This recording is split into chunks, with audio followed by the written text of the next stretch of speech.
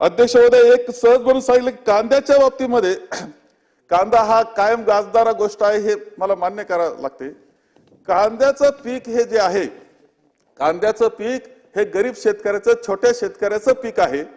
अनेक शेतकरी असे असतात की एका पिकावर पुन्हा वर्ष त्याचं काढायचं असतं।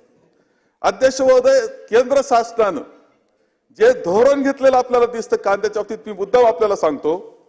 19 ऑगस्ट 2023 ला त्यांनी कांद्यावर पहिलं 0.40% निर्यात शुल्क लादलं।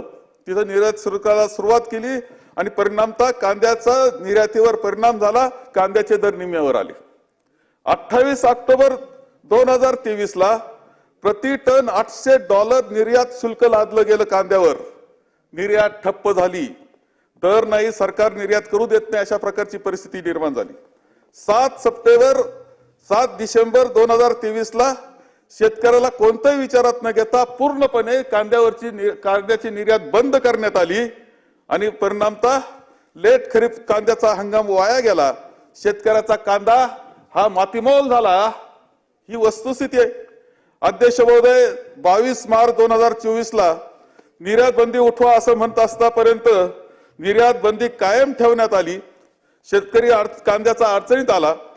1 मार्च ते 15 एप्रिल पर्यंत निर्यात बंदी उठवण्याचा फार्स करण्यात आला। गुजरात मधल्या कांद्याला निर्यातीची परवानगी देण्यात आली, महाराष्ट्रातल्या नाही। आणि याचा परिणाम असा की निर्यात बंदीमुळे हा संपूर्णपणे शेतकरी अडचणीत आला। अध्यक्ष महोदय, एक दुजाभाव म्हणजे केंद्र सरकार हा कायम हे पाहतो आहे आम्ही, आणि भारतीय जनता पक्षाकडे जर पाहिलं तर कायम आम्हाला असं वाटतं की हा शेतकऱ्याला वेगळ्या भावनेने वागवतो, दुजा भावानं वागवतो। शेतकऱ्याचे आंदोलन कशा पद्धतीने मोडण्याचा प्रयत्न केला हे आम्ही पाहिले, शेतकऱ्याच्या अंगावर गाड्या कशा घातल्या गेल्या हे आम्ही पाहिले। शेतकऱ्याच्या मालाला अशा पद्धतीने निर्यात बंदी करून त्याला अडचणीत आणता।